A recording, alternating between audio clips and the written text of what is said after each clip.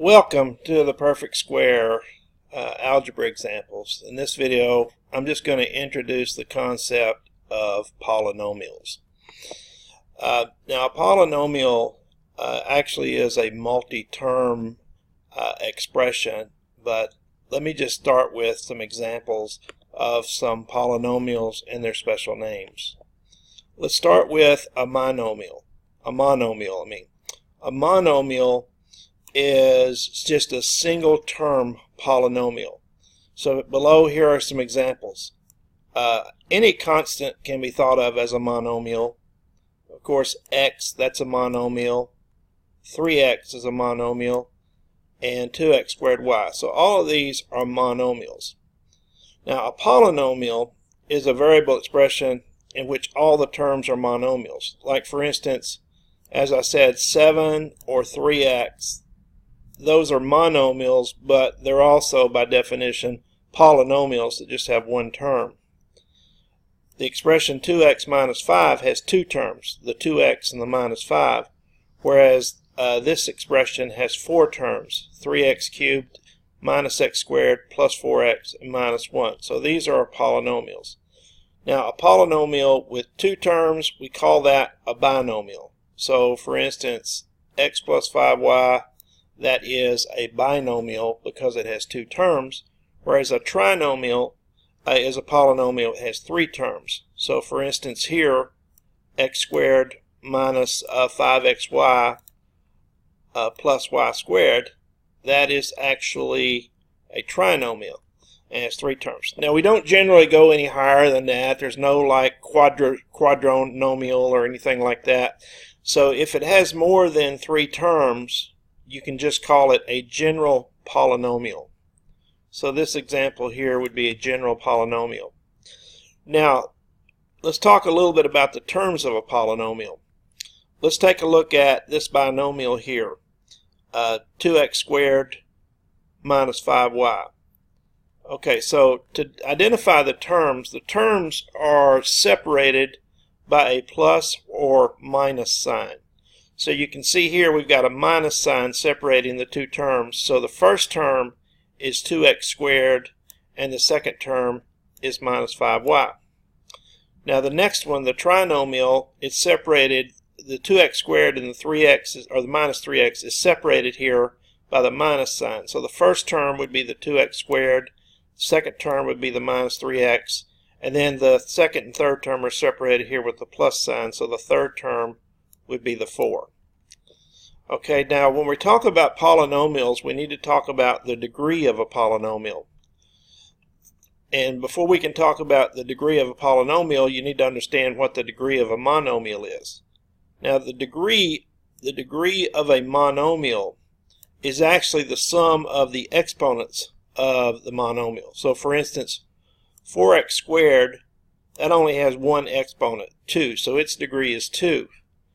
But 5x cubed x, the x has a degree 3 polynomial, and the y is understood to have degree 1. So if you add those up, you get degree 4. So what is the degree of a polynomial? The degree of a polynomial is the highest degree of the monomials. And polynomials are generally written in descending order. That's wherever you go from highest degree to smallest degree. So let's take a look at some polynomials here. Here we have 5x to the fourth plus 2x cubed minus 3x squared plus 4x minus 1. Now this polynomial is written in descending order. And if you look at each term, the first term has degree 4, second term degree 3, this has degree 2, 4x has degree 1, and a constant always has degree 0. So the degree of this term would be 4, because the highest degree term has degree 4. And then here in this trinomial here, the highest degree term is a 2, so this would be degree 2. And then 3x plus 7, that has degree 1. And then this constant, the degree, is always 0. Now remember, I've written these in descending order, but if they're not written in descending order, look for the term that has the largest degree, and that will be the degree of your polynomial. Now, some courses cover functions after polynomials are discussed or before, but this may not be easy to follow, but let me just give you just a real simple example. Let's say you have a polynomial function of 3x minus 2 and you're asked to find p of 2. In other words, this means to evaluate this function when x is 2. Okay, that's pretty simple. Just do 3 times 4 minus 2, and when you do that you get 12 minus 2, which is 10. So basically you just plug 2 back into this expression for x. If you do the same thing for negative 4, 3 times negative 4 is negative 12, and negative 12 minus 2 is negative 14. And you can also evaluate functions at expressions like p of 2a. If you replace x with 2a, you would get 3 times 2a minus 2, which is just 6a minus 2, and that's as far as you can simplify that. Now let's look at an application of a polynomial expression. So here I said assume that the height and feet of an object t seconds after it is thrown is given by this polynomial expression, minus 16t squared plus 120t plus 16.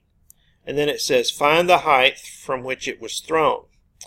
Find the height at 4 seconds. So actually this is misstated here. Find the height. Well, actually, to find the height which it was thrown, that can actually be done. You just plug 0 in. So let t equal 0. Let me go ahead and answer that for you. Let t equal 0. So if you plug 0 in, then this term would disappear, this term would disappear, and then you would get 16. So the answer to the first question is 16. I just don't have it answered on here. Now the second question says find the height at 4 seconds. So to do that, you just plug t equal 4 in. So plug 4 in, and you get minus 16 times 4 squared plus 120 times 4 plus 16. And you can just do that with a calculator if you like. But the height at 4 seconds would be 240, and actually that would be 240 feet. So there's the height at 4 seconds. Okay, now let me show you what like terms are, because to add and subtract polynomials we actually need to understand like terms. So if you look here in the braces here, I've got a pair of monomials, 3x and 2x. Notice that the variable portions are exactly the same. They're both x. So those are like terms. Same thing here. You have 5y squared minus 2y and a minus 2y squared. The variable portion here for both of these is y squared, so they're like terms. So even if there's multiple factors like x squared y, as long as the other term has x squared y, they're considered to be like terms. So some unlike terms, obviously 2x and 5y, those would be unlike terms. 5y squared and negative 2y cubed, those are unlike terms. And 2x squared y and 3xy squared are like terms. So in these unlike terms, notice that the variable portions are not the same. So they differ by some value. Okay, so now I want to talk about adding and subtracting polynomials. To add or subtract polynomials, we just combine the like terms. Let me show you this one. This says take the polynomial 2y minus 3 and add it to the polynomial 3y minus 4. So if you'll notice, you can take 2y plus 3y, since those are like terms, you can add those together and get 5y. And then here you have minus 3 and minus 4. So actually you're saying minus 3 plus negative 4. So you're really adding negative 3 plus negative 4. And negative 3 plus negative 4 is negative 7. So from these two terms you get 5y, and when you add these two terms you get minus 7. Okay? Now that was pretty easy. What you have to be careful on is when you're subtracting a polynomial. So here we have 5x minus 7 minus the quantity 2x minus 8.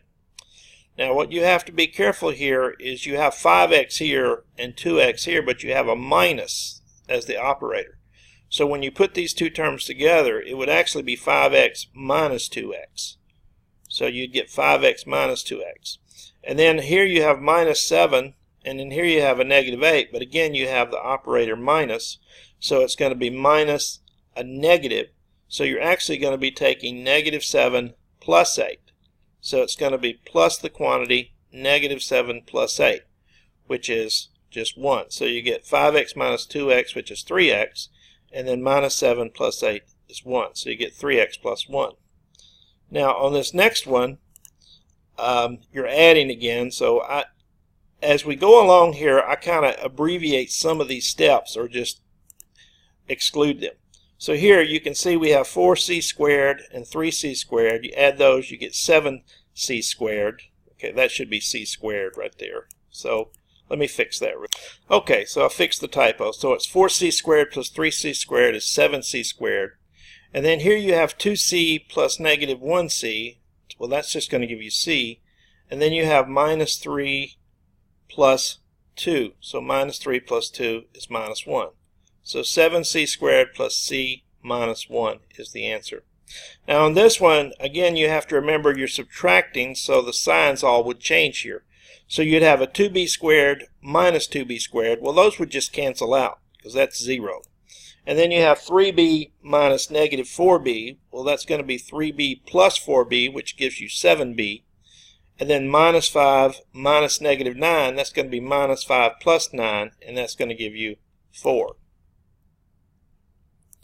Okay, on this one, I've got 3 trinomials here, so let's just take a look here. Here you have minus 3z squared, and here you have plus 2z squared, and here you have minus 2z squared if you distribute the minus.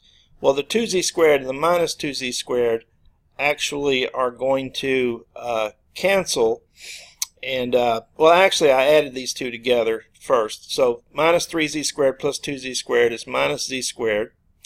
Minus 4z plus 2z is minus 2z, and 7 plus negative 1 is 6. And then you're going to subtract this from it.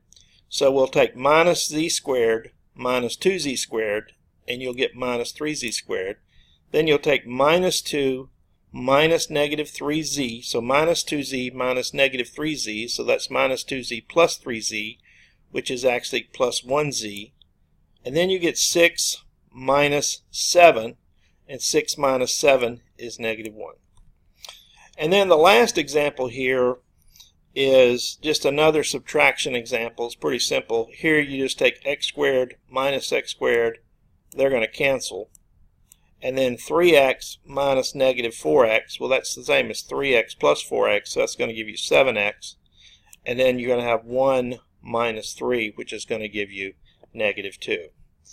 Okay, so that completes this section on the introduction to polynomials as well as adding and subtracting polynomials.